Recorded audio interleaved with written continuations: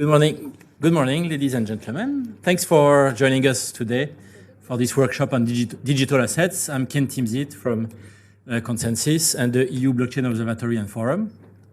So we're very excited to have this important discussion, which has been, I think blockchain generally has many use cases, but one of them, and probably the most prevalent one, is around digital assets. But we've on purpose kept postponing this workshop so that we could see how regulation was shaping up in various countries, and so that regulators could get prepared to contribute with value-added comments and suggestions. So we've reached that stage, and we're very happy about that. So I think we have quite a diverse crowd today.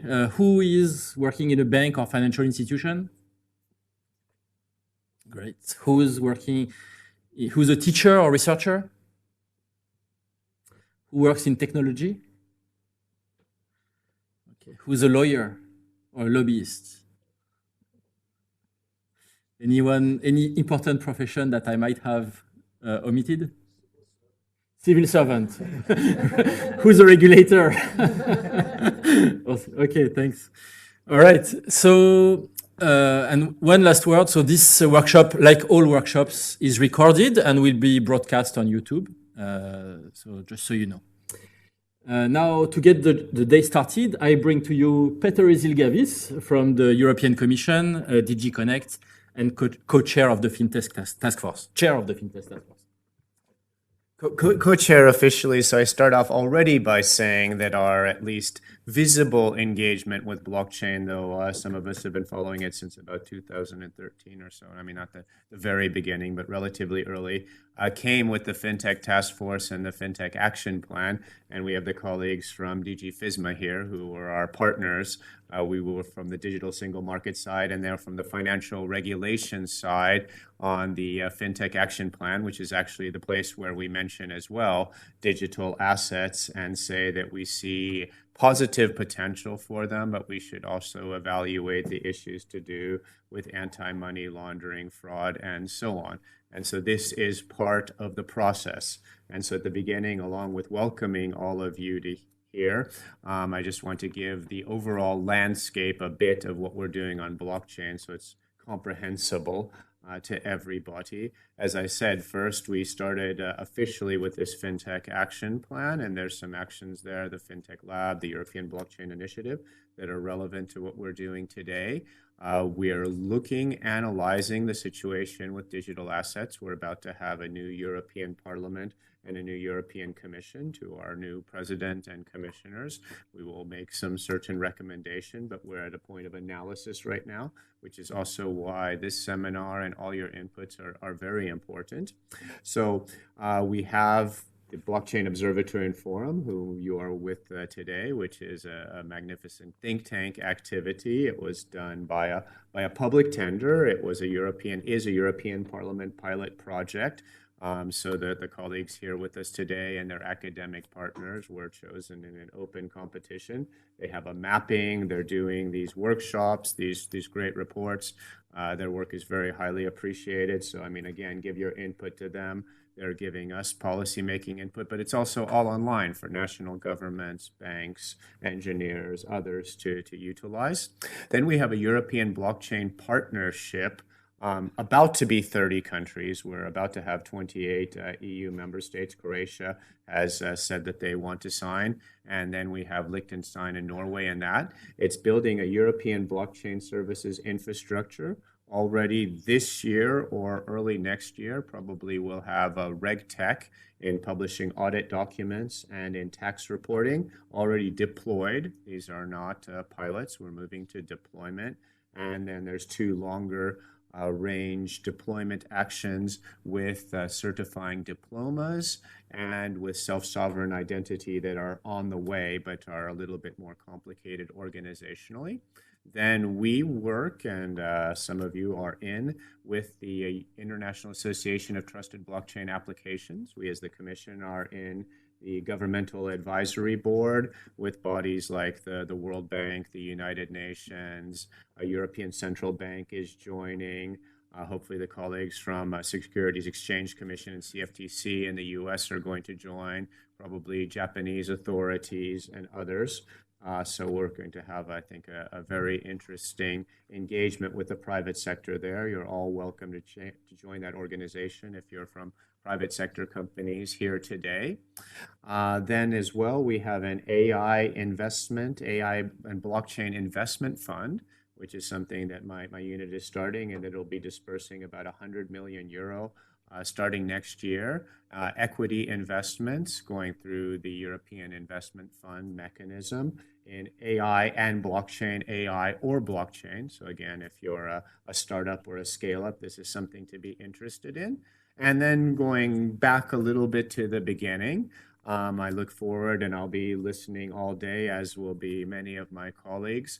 We're building a base of evidence. We're hearing inputs from the community on what, if any, action is needed on the European level on digital assets, different types of digital assets, whether they're classified as securities, then MiFID, this is to say our colleagues, or something after MiFID, our colleagues in DG FISMA, or if they're a consumer product, or if they're a payment service.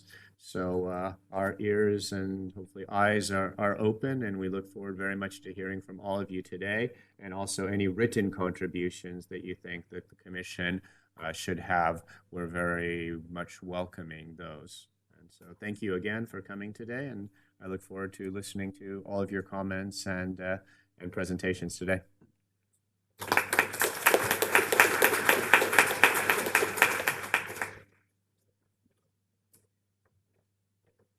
Thank you very much, Peteris, for this very insightful introduction. And thank you very much to all of you for joining us today. As always, I'm repeating myself for the people who are used to these workshops, but these workshops are made for you.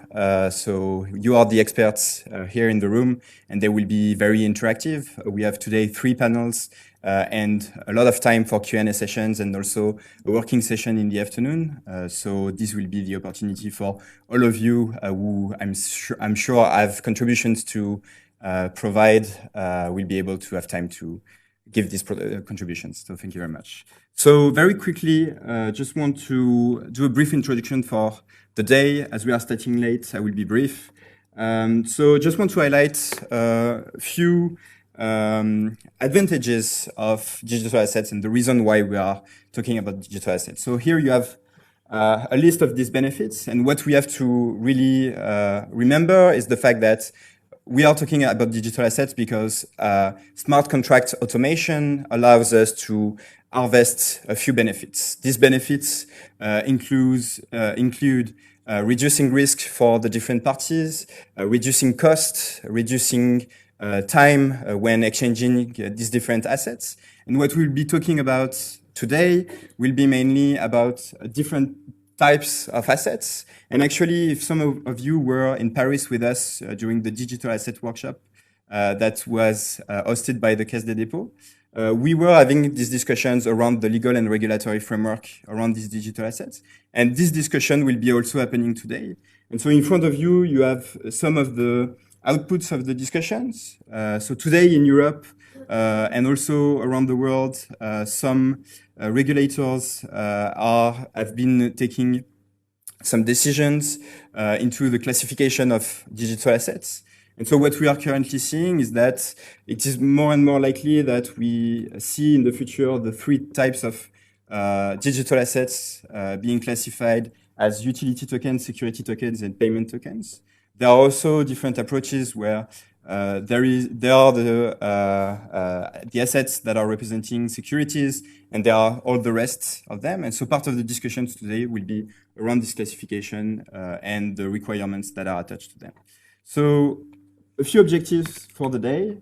Of course, we are here in the room with people who have done projects around digital assets, and the benefit of that will be to share experiences around their projects, to see how they have managed to create these digital assets, manage questions around the custody of these assets, the exchange of these assets, and the usage of these assets.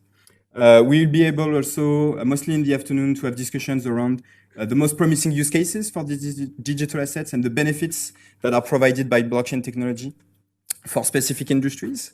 And finally, the last discussion of the day will be mostly here to talk about what we can do at the European level, what are the priorities in terms of use cases, what could be done on the legal and regulatory framework, and how do we make sure that Europe takes a competitive advantage compared to other regions of the world when it comes to having the development of innovation around digital assets. And so for that, we have many panel discussions. I would recommend to start directly and jump in directly with the first panel on the issuance of digital assets with questions on how to proceed and how to succeed. And I would like to welcome our panelists for this first panel on stage. Please welcome them.